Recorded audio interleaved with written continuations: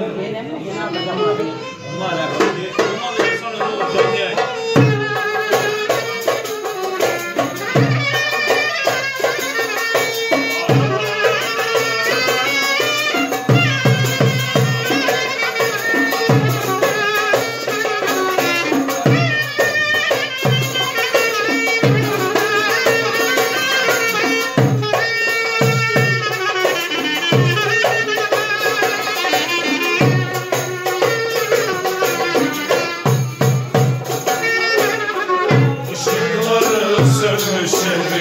Her yer zindan kapanandı.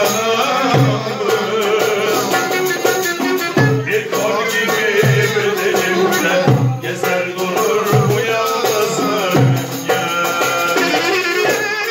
Bir kor gibi bedenimde gezer durur bu yalnızlık. Çıkıp da gelsin rüzgar yüreğime ışık yak.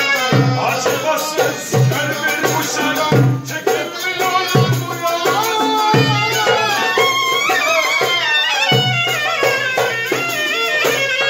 Gel bahtımın kar beyazı, gel canımın can yoldaşı. Gel demişsin bu sahipsizim, çekilmiyor bu yolları.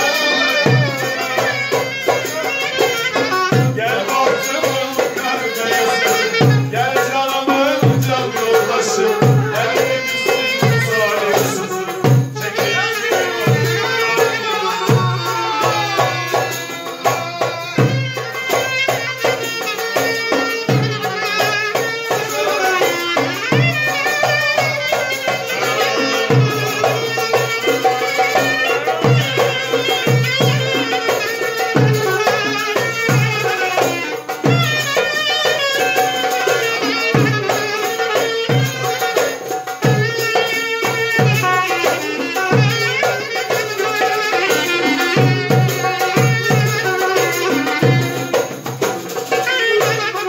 Hasretliğim bir kol gibi delip geçer yüreği.